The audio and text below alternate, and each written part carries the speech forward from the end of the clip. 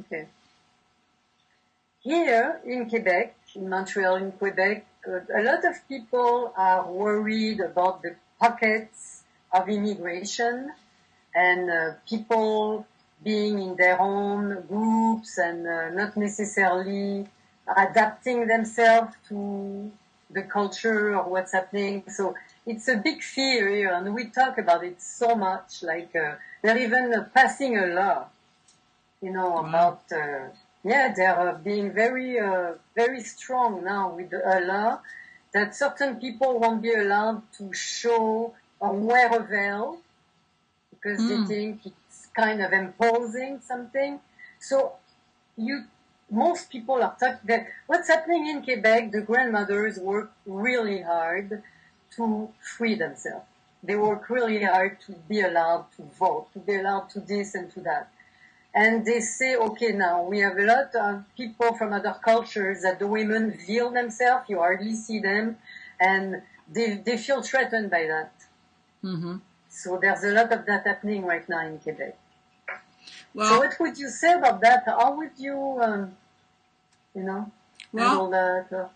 I can only say that right now, obviously, it's arrived in Quebec, but it's been a global situation for eons. Okay. Oh yes. And yes. in my many travels, and especially my work in the Middle East and other places, okay, again, what we have to do, and this is where your work and Michael's and the kind of things that we do in joint teaching and stuff. Okay, first off, when people don't understand, they fear, and what they fear, That's they kill. Right. Okay, That's right. So when you have the immigrating of many peoples coming from other parts of the world, you're well traveled. I'm well traveled. Oh yes. I don't. That doesn't bother me. You know what I mean? Me neither. In fact, I like the spice of difference that it brings. That's right. But I totally love global travel. I love going to a country and making family and finding common ground. You know, the differences that are there. Some I'm okay with, some I would not do, and I keep that to myself, and I honor, respect, and I don't make a big thing out of it. Okay, but here with people coming in, like in the United States, it's people coming in from Mexico. There it's people coming in from the Middle East and stuff. You really have to have what I call, gatherings to where cultural exchange is made. Not religious exchange, cultural exchange is made. Because people right now have all of this stuff that they put on the Muslims, okay? They think that every Muslim is either Taliban or Jihad, okay? And it's not, okay? No. And if you've never studied the religion and the particular basis of practice and faith, you don't realize how beautiful it's based. Mm-hmm. And I don't find it any different than Christianity. If Christians truly lived the word and the teachings of Christ. You know what I'm saying? You have people who put their own stuff on it. So for me, it's like right now, where I look at the tension there is that we need to have more cultural exchange. More programs totally open to cultural exchange. And listen, the media has a whole lot to do with this. The media is sensationalizing, and the media actually sets the pace of how people perceive and what they see as the threat with this. So then you have all of this political propaganda, and it's all going somewhere. And it's not just in Quebec, it's all over the world. And I'm watching it, and I constantly, when I'm watching it, say, okay, now what's really happening here? Obviously, this is the visible stuff. What's really happening here? And why is the fear being seeded? Why are people afraid? Right. And I understand when you said in Quebec, women have fought very, very much and taken very strong issue to have liberation and the right to vote and everything. And then you have a more submissive people and culture coming in. That's right. If you really find out what their strengths are, they might not be so different. You know what I'm saying? That's right, yeah. Yes. Women have, like a lot of the women that I'm involved with, have the choice of wearing the veil or not. And yes, their cultural particular values are very stringent. But usually they're stringent in a way to stop young people from being very frivolous and getting themselves involved with pregnancy and sex before they actually have the psychological strength to be involved in that without harming themselves or somebody else. Okay, so to me, what I do with that, that's why I have a lot of cultural programs. Like we'll do a program called Wind, Fire, and Earth, and I bring a lot of different people together. When we were in Australia, there it was totally amazing to me how few non-Aboriginal people ever knew an Aboriginal person. So we started doing the Billabong, which was to bring the Aboriginal people into the city, and many hundreds and thousands of people come to the program and got to actually see, for the first time in their life, a face-to-face with an Aboriginal person. Because the Aboriginals stayed very clustered and very away from everything. Of course, again, a fear of the political pressure that they were under. So right now, the best thing to do, what I would do for those of you who are in the field of trying to find the synergy and bring harmony, put out a lot of articles, do a lot of interviews with women of this culture to understand what the veil means to them and why it would be significant. You were with me in Portugal, to where we actually had people looking at us and finding us very strange because we wore shawls and because our men had a particular sash on. Do you know what I'm saying? Yes. And remember the French gentleman who said, if it was just explained as a fraternity, like a fraternity or an identifying with each other, you know what I mean? So if we're looking for solutions, then we need to say the articles, the interviews, and the different things that we can post would work with that. So actually finding some women who want to be outspoken about this, to actually help them come into a group, maybe even a library, and have an evening with women to answer questions and stuff, and just take the charge off of the anger, take the charge off of the ignorance that's affiliated with that. Do you know what I mean? Yes. And I know here in the United States, especially in Arizona where I'm at, there's all of this propaganda that's seeded on the jobs. Okay, right now we're going through an economic situation globally, not just here in Arizona, and everybody suddenly is afraid somebody's going to take their job. Okay, so then these people coming in across the border, every time you see a Hispanic person, everybody thinks that there's some kind of immigration, non-acceptables, okay? And so then it happens. You've had this for a great deal of time in different people. I don't care what culture, and it isn't just the black culture. Every culture that has ever migrated to North America, be it Canada or the U.S., has had to go through a point of educating and finding a way to be accepted. And then North America itself has kind of become this melting pot for people from all over the world. That's right. And each time a new presence and maybe a dominant presence comes, it has obviously physical differences in kind of taglines, right? Everybody's going to have their own situation with that. So basically understand, and I'm not saying that there isn't a need for concern. Maybe there are some needs of concern, because obviously the terrorists and the Taliban and everything, they have actually made a situation where people are actually afraid, okay? Where there's fear, we're going to have targets for that fear. And right now, I would hope that there are actually groups and organizations there that are actually having these cultural gatherings so that people can talk and help each other understand each other. And that's all it really needs, is just understanding each other. That's a good idea. That's a great idea. And actually starting a radio show up there that deals with that, and finding TV stations that are willing to have, like, sometimes it's really amazing how fast a news channel will actually do a little snippet of news exchange where people are doing cultural education and stuff like that. And once you understand, then if you have objections, you have to find solutions to those objections. But right now, it's based on fear. And that's That's evidence. right. That's evidence it's not real. Find out what the truths are. It's a great Well, question. I, I, this is wonderful. I'm going to be searching what's out there and see, because this is such a concern. There's another concern. I spoke with a young lady. She's a director of social reinsertion for women. Okay. And she says there's a big, well, call it fear or something else, but the mental health is becoming fragile because the people are feeling such a big weight of performing.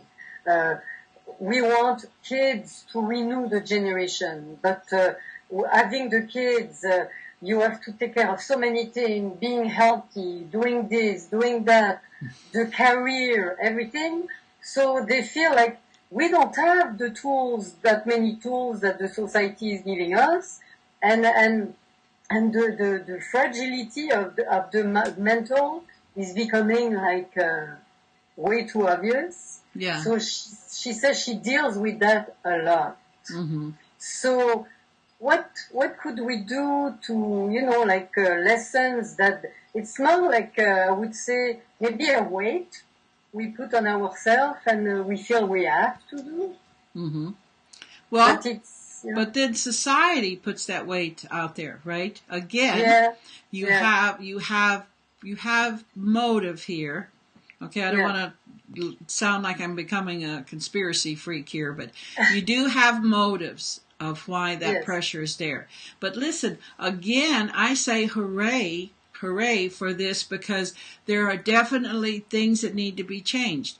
The educational system is not supporting the educational need that our children must have in order to meet the future. Okay, university is not the solution for better education. Okay, when you're looking at textbooks that don't have leading edge information, and look how fast technology is making everything happen. Okay, research and all of the every day. I mean, every day there's something that's different than what we used to believe. For a while there in the health scene, everybody thought that eating eggs was bad for cholesterol, and then it became a good thing to eat eggs, and then it was bad to have milk. Now it's okay to have milk. That in itself can make people go crazy. Here's a mother that's trying to feed her child something to make sure that their bones and their cellular growth and everything is good. And what can you believe? Okay, now we're looking at GMO, and that means everything is genetically altered. And a mother says, what store do you go to get ungenetically stuff, messed with stuff? So yeah, there's some stress with that. But then again, if we change the word from stress and suppression to just ample opportunities, then we have to get organized as to how we take it on.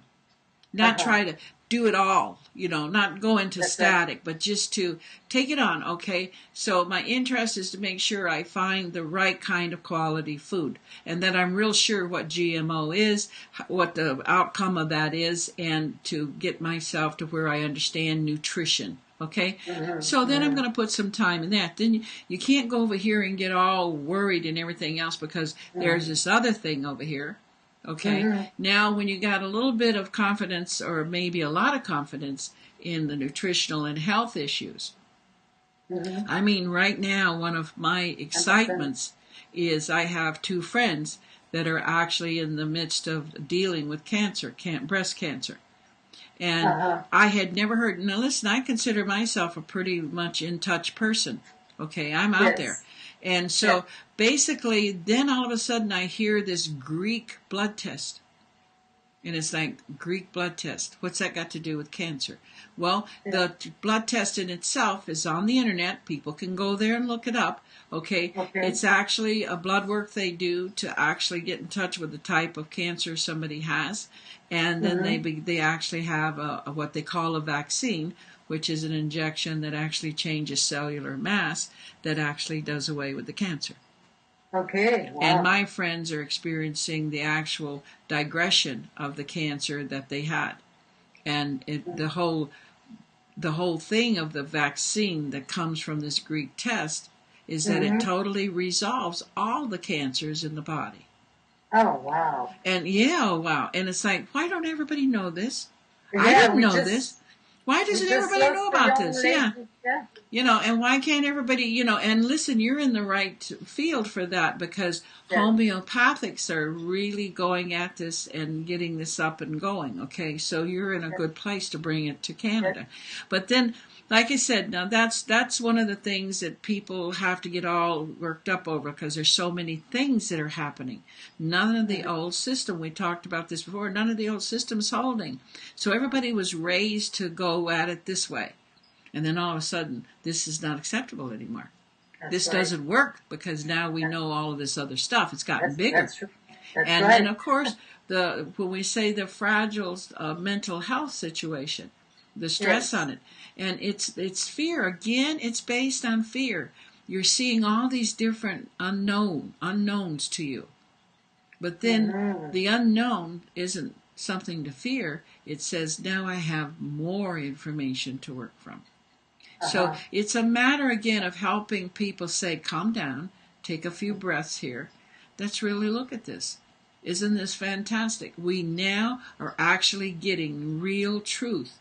Not somebody else's interpretation of it, but actually researched and valid information. So now we have to start looking at what's that changing. That's changing everything, Claire. Our world is not the same that you and I came into, that our young people have to face. No. Employment and the actual pursuit of the different levels of employment, that's not going to serve anybody anymore. Okay, technology is number one. Students are going to university, and doctors are learning how to write prescriptions, not heal, just write prescriptions. That's right. So we have a lot of things to look at, and yes, it's going to bring some tension. Challenge does. But I would say to anyone that's out there that's going through, like this friend of yours who are dealing with that, just get people to settle down and say, it's a great opportunity that we're in right now, because we're getting truths that we didn't have before. We're getting to actually see and understand what we didn't understand before, what was kept from us. Okay, we have governments that actually thought the major population of every country were expendables. They used the term of describing people that they were there to serve as the expendables. Okay, you don't get away with that anymore. Everything is revealed. Do you hear what I'm saying? So I find it exciting, and I hope that those who are actually working in the field to help people look at this, calm them down by saying, okay, there are advantages now. It's not that there's something wrong or that we need to blame that or have a very negative reaction to this. We have advantages, and let's find the advantage that serves us the best and the most at this time. And then it allows that once you get this together and you're pretty stable with this, then you can take on another and another. And it's a matter of the flow, letting the flow of actually how it best serves you. So I would hope your friend would actually find out. And the whole thing is working with groups too, not trying to settle this one-on-one, but to have more group sessions. And then to say, what are the real vital things that would best make a difference for you and your family right now? And then just take that on. It's sort of like Brian Tracy some years back did a teaching on the frogs. I think that you were even in that class, to eat the ugliest frog first. Oh, yes. Remember?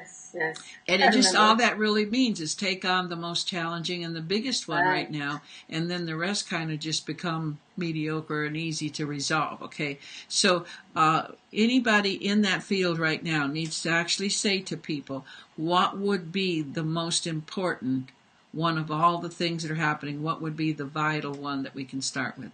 And then the answers come, because here's the thing, the change must happen. The change must happen.